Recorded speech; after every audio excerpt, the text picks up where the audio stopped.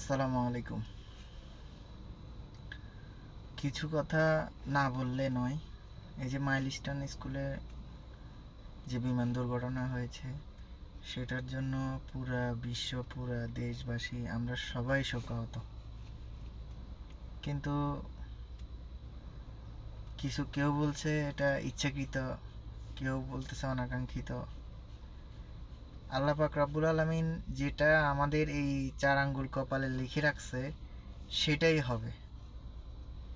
But কোনো একটা দুর্ঘটনা হওয়ার পরে আমরা সেটাকে কিভাবে সিচুয়েশন হ্যান্ডেল করব সেটা না করে আমরা কি করতেছি, আগুনে ঘি ঢালতেছি। তো যারা রাজনীতি করে, আমি রাজনীতিবিদদেরকে নিয়ে কথা বলতেছি না, কথা বলতেছি ছাত্রছাত্রী।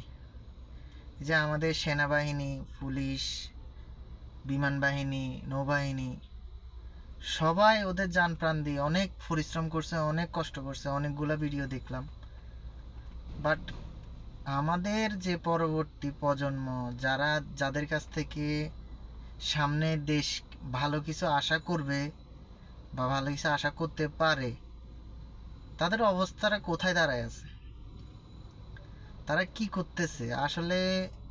এগুলো আমাদের কিছু বাবা মা, আমাদের কিছু আত্মীয় স্বজন, রিলেটিভ, ওদেরকেও সচেতন হওয়া উচিত যে আমার সন্তানটা প্রতিবাদে নামছে, সে প্রতিবাদটা কি আসলে সেটা ঠিক হচ্ছে না বেঠিক হচ্ছে, আমাদের দেখতে হবে।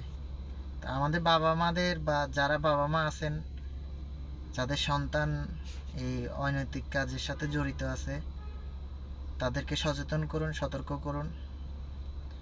ছাত্র ছাত্রী ওরা পড়ালেখা করবে, রাস্তায় কিসের রাজনীতি, কিসের মারামারি? তো হ্যাঁ, নিজেদের অধিকার অবশ্যই বুঝে নেবে, বাট সেটা নৈতিকতা হইতে হবে। বাট সব কিছু নিয়ে উল্টাপাল্টা কমেন্টস করা, আমাদের এটা খুবই খারাপ অভ্যাস। আমরা সাধারণ জনগণ, অবশ্যই আমাদের থেকে বুঝে শুনে কথা বলতে হবে। দেশ আমাদের কাছ থেকে অবশ্যই ভালো কিছু আশা করা, এটা আমাদের সবারই দায়িত্ব। তো এই যে মানুষ, সেনাবাহিনী এত পরিশ্রম করলো, এত কষ্ট করলো, শেষ পর্যায়ে তারাই আবার সেই ইট পাটকেলের শিকার হলো। আসলে আমরা কখনো মানুষ হব না, আমরা বাঙালি কাঙ্গালি থাকি যাব। আসসালামু আলাইকুম।